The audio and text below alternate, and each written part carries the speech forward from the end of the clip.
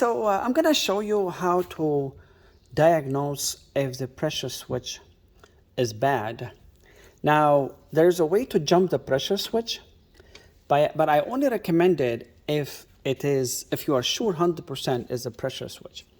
If the pressure switch is okay and is not allowing the system to run and you jump it, it's very, very dangerous. We usually do this, we technicians do it just for diagnosis for a very short time, a minute or two, just to make sure that, when we jump this, the other steps are there. But again, if you are sure 100% the pressure switch is bad and you jump it, I will show you how to do it so you can have some heat. Okay, so basically what you're gonna do, remember this is a normally open when the system is off, no call for heat, the switch is open. There's like a switch inside. And this is only on as long as the heat is on. When you're calling for heat, this switch will be closed all the time. It will only open when the heat is finished.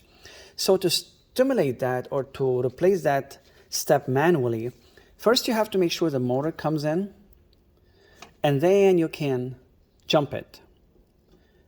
Basically, it should close by itself, but you jump it. When you jump it, you're gonna see immediately the igniter. So I'm gonna show you how to do this. And again, remember, do not jump it for a long time unless you are 100% sure the pressure switch is bad. One of the reasons you can know the pressure switch is bad, if you put the manometer, it's an inch of water column, and if you put the hose here and you let the inducer run, and if the reading is higher than 104 inch of water column and the switch is not closing, it's bad. However, I'll show you in my illustration, actually I found out the pressure was not enough. If the pressure is less than 1.4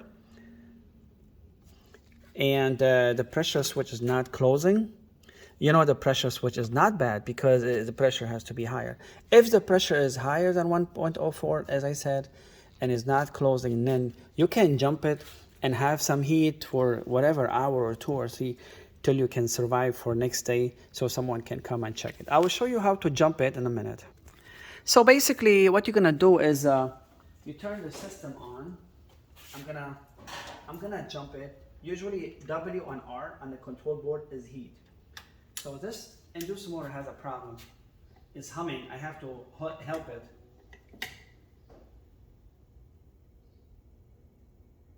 So I have to help it. Now in this case, I know 100% the pressure switch is not bad. And I know that jumping it for a long time is dangerous. See, the blower motor has to be faster. Now I'm gonna jump it. Now after this run, I'm gonna jump it. And I will show you how the igniter will comes in right away. So you're gonna see it's gonna ignite.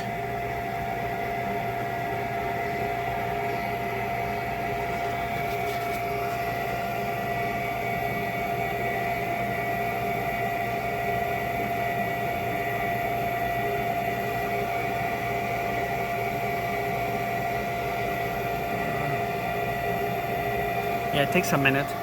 So however, as I was telling you, see, the inducer motor is not pushing a lot of pressure.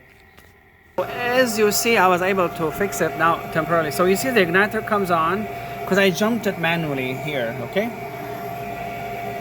So the igniter comes on. Now again, in my case, it's very unsafe to have it. See, the burners goes on. And then let's say we checked now, everything else is there, so I'm gonna disconnect it and shut it off. Now let me show you why. So now let me show you why I believe the pressure switch is good. I'm gonna connect my manometer and we're gonna see the reading will be much lower than 1.4 inch of water column. So I'm gonna zero my manometer to make it 0 reading, and it's ready to go. So I'm gonna jump the R and W again for heat, and I'm gonna show you how the reading is low. So there's something wrong, definitely wrong with the inducer. As you see, it's humming, so I'm gonna have to help it somehow so it can work. So it's weak. There's something wrong with the inducer. As you see, the pressure will build here, and we are only 0.30, which is very, very low. Now in this case, I will never jump the pressure switch for a long time, only for testing to make sure the igniter is working and all the other steps are working, just for a short, very, very short time. Okay, if the reading was like 1.70, and then you know the pressure switch is bad, you can jump it for a really like whatever you want, 1 hour, 2 hours, because there's nothing wrong with the pressure, with the system. It's the pressure switch. But in my case, there's something wrong. That's why I have to jump it, just to show you how it will work, just to test it. Yeah, it takes time. Okay, so at least you know how to check it. So for you homeowners, basically what you can do in case you want to do something basic if you have no heat, because sometimes there's nothing wrong with the pressure switch, there's nothing wrong with the inducer, but something's stuck in the hose here. So you can take it off, make sure there's nothing stuck in there. And sometimes the switch can be stuck, there's a switch in there, and it works by pressure. So if you put your hose back here, and you blow in it in and out, make sure the power is off, of course, right? Always, it's off.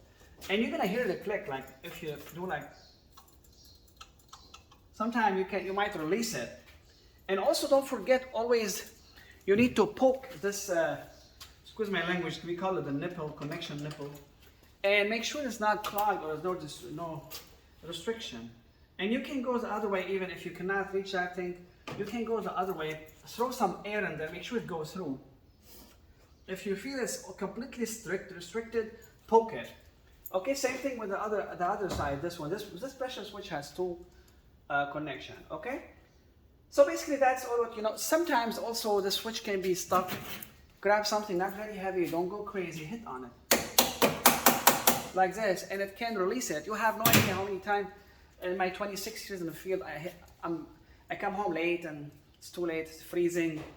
I'm tired, I'm up from 7 o'clock till like 9 o'clock. So I try to help them on the phone. And you have no idea how many times they just by hitting it, it works. And the next day I get them the pressure switch. And they're very nice. They go on internet, Google or Yelp, and they say nice stuff because they appreciate it. A lot of people, I help them, I don't even hear anything, you know. I mean, if they say thank you, that's enough for me. But they think, we picked up your brain, we're good. Anyway, so that's what you need to know. And then just remember, again, when you connect this temporarily, you have to be very careful. We do it just for testing. However, in my case, as you see, the inch of water column reading was low. And if I connect this and let it run, it's gonna cause a lot of trouble. You might burn your furnace. You might, if you leave it for a long time, that your house might catch on fire. Again, if you know the reading is good and the pressure switch is not closing when it's higher than what 140 is, in this case you can jump it for, I'm telling you, because you know the negative pressure is really strong. Like you have 1.4 and it's, let's say it's 170, so you know the pressure switch is bad. You can connect it, but remember, if you leave it connected, let's say it's a 20 below in your house and you jumped it and the pressure switch is bad, let's say, you know, and you jumped it and it worked, and you have it at 70, temperature goes 70, and then it cools down, and the thermostat calls for heat, the heat is not gonna come on. You have to disconnect it, right? And the heat will come on in case you wanna have heat again. When the blower comes on, if you have a healthy, good blower, then you jump it again. If you have it jumped, it will never come on. Remember, because this pressure switch is normally open. And let me show you quickly how to remove it, if you have to remove it. It's very easy. There's a screw here. Always make sure the power is off. And these are the connections. Now the wires, I recommend to remember which goes where.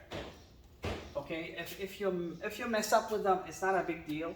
But just try to remember, put an R here like for red and Y for yellow, and put it back. Okay, now Now I think that's all. Now again, if you get another pressure switch and it doesn't look the same, or it's bigger, smaller steel, whatever, all that you have to care about in this pressure switch is the reading. The reading has to be 1.4 inch of water column. Okay, but unfortunately this is not an easy one because it has two connections, one here, one here. So if it was one connection, you can put any pressure switch as long as the reading is 1.4 inch of water column. But in this case, unfortunately, the reading has to be 1.4 and the connection has to be 2, not only 1. Now, if you have 1.5, you still can get away with it.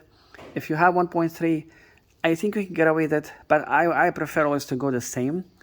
If it's a big gap, like you have 1.1, I think it's going to be dangerous.